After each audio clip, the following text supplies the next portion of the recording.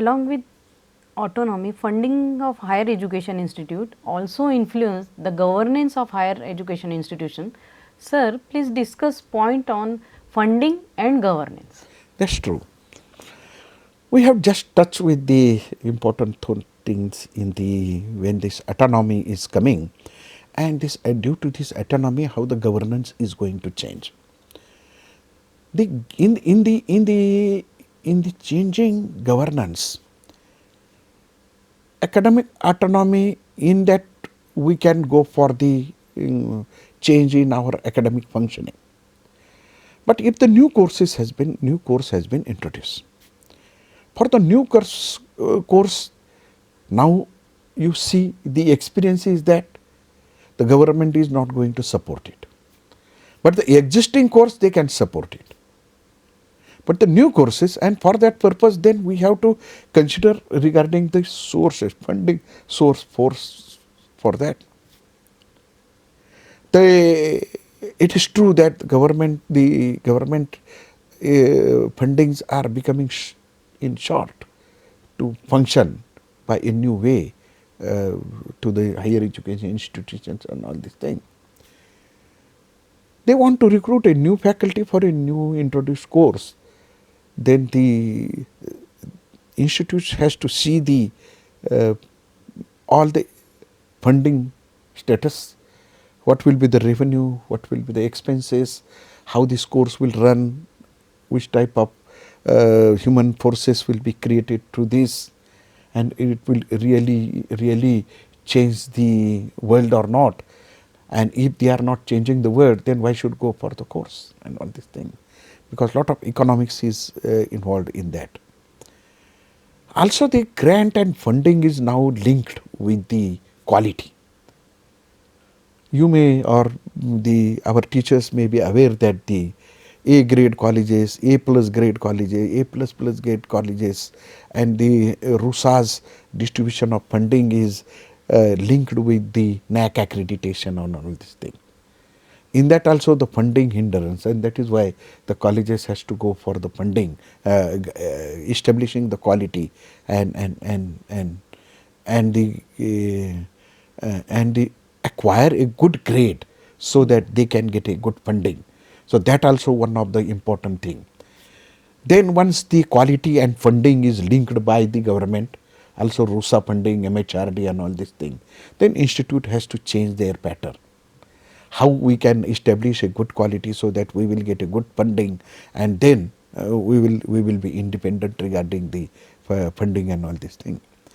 And my teachers, those who are adopted this course, the previous session of financing of higher education module, authored by Principal V.B. Gaikwad sir and presented by Dr. Vaibhav Jadhav.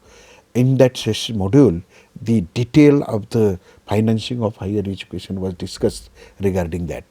The question is that in that session only, the provision of financing of higher education is there. But to receive that, how to apply?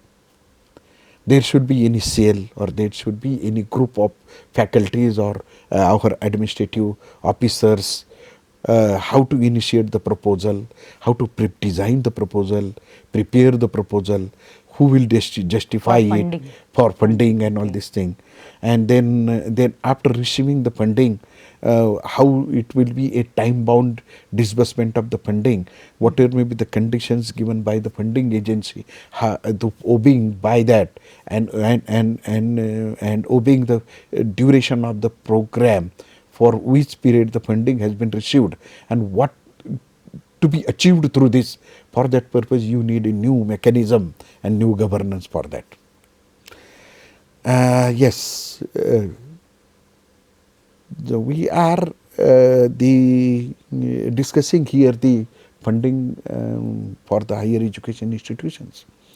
As it is very important that when we receive the funding for the research purpose or any infrastructure or anything, the achievement is very important, and the assurance of outcome through this funding, always the funding agency wants to confirm, and for that purpose also we need that type of recording with us, the progress, then the communication with the funding agency after 6 months or whatever may be the condition by the funding scheme, we have to go for that. Also, there are now the new areas like the corporate social responsibility funding is available. The institute can go for that. So, local planning is needed, and for that the monitoring of the funding received by the funding agency. For that purpose also the new governance we will need it for that, so that efficiently we can use the each rupaya for the excellent outcome which will benefit the student and society. Then new technologies are demand. Now these technology change the governance. Yes, technology is influencing the functioning of the institutions. Now there are lot many, partially we are using the technology, but we go for the fully for the technology using in the day-to-day administration and governance. The people will work from the online only, online admissions, online examination form, lot of services can be done on the web base or online, and through that the paperless office will be there. Data available for the decision making for the university authorities will be available. Suppose any through a autonomy, any course wants to introduce, how will be the demand for that purpose? Through if using the technology, they can acquire a data and take the decision whether we will go for the for this course or not. What will be the demand for that? And regarding that, the data analysis, data availability of the data and data analysis, and through that inference to take the decision. For that purpose, you have to use the technology in the governance. This is the one thing. Another thing is that the every record keeping is going for the digital, retrieving the record and all this thing. 25 years before, somebody wants a duplicate degree. If the digitalization is there, it will be easy to get, easy to get. And immediately within hours, if the student receive their services through the digital adaptation or the technology, that means the good governance is there. What is the good governance then? Then we now just now discuss about the using the technology. University can go for the e-learning, online degrees, and nowadays the another things, just now initiative of the University Grant Commission regarding the publication ethics, who had published in which journal, which standard.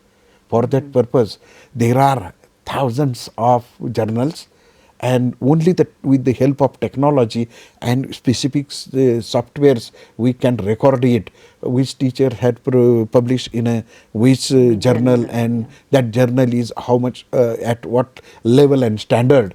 Only this with the help of the technology, this the publication ethics governance can be checked. The quality assurance enhancement is also another area influenced by the governance, where we have to take care of it. Just now also we have, and that is why the IQACs has been introduced in each institutions now. The functioning of the IQAC is another introduced in the governance of the it is not only that the IQAC has been established and there is no any functioning. Whenever the NAC will come, at that time the IQAC will act only. No. For IQAC, its governance is totally different. For that purpose, the policy, the mechanism should be there to support the IQAC, so that the day-to-day record of quality will be maintained. New program, new schemes which will really improve the quality of the institute, enhance the quality of the institutions. For that purpose, the quality measures to maintain, you need a specific governance for that. The new legislation in that line, the new legislation and governance also plays a very important role. Then how the new policy are adopted?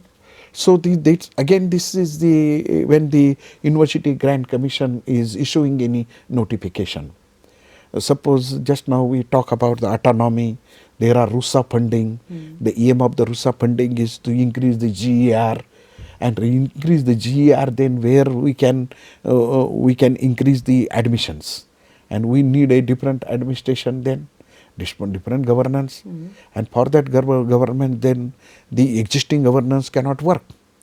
And also we have to change our rules, ordinance, and others also. We'll take a simple example that just now we talk about the raising the number of foreign students in a autonomy or in other way also, or also there are some questions and queries regarding the how to adapt a disabled students or include them in a regular stream. At that time, the Person with Disability Act in 16 was introduced. According to that, our admission rules to be changed, ordinance to be changed. Another thing, that the diversity in the students to be maintained. Then the other state students, other university students should be admitted in that, how much percent should be there, what will be the admission process for them. That for that purpose also the legislations and of the university, or we can say that the statutes and the ordinance to be changed. That means you want to change the governance, you need a provision in your legislations, in your ordinance, in your rules and regulations, that to be considered for that. Also, by going for the democratic way, the student involvement is very important. In student council, in decision making, students involvement, we have to take care. Also, in a equal opportunity, we have to see that whether the right women's administration in the representation in the governance is there or not. Disabled persons involvement in the decision making in the governance. And what about teacher involvement and stakeholders? Yes, that there everybody's representation should be there. Who are there? The teachers' representations, stakeholders' representations, and communities and societies' representation. So that and we have to make the provision in that. That is why we have to consider the new, not only the governance to change the pattern, also we have to see that all these stakeholders represented should be there by legal, and that is why in the provisions we have to make the changes so that their voices will be taken care. I hope that the changing nature of higher education, if we want to perform in the changing nature of higher education, it may be autonomy, it may be semi-autonomy, it may be cluster colleges, or to realize these four objectives of higher education, the previous or traditional governance cannot work, and that is why we need to consider the new pattern of governance where the democratic way all the stakeholders are involved in that, and for that purpose we need to change our regulations. Also, how the new funding sources we have to tap, and for that purpose our rules and regulations in governance to be changed. And in that, more important is that the leadership has to play a very visionary role, not only establishing the change in the governance, but also how that governance will become a good governance, so that all stakeholders will be satisfied, and it will really, that higher education institute will boost the economy of the nation, and also the social, contribute in the establishing the social equality and social justice in the society. Thank you so much, sir. Thank you.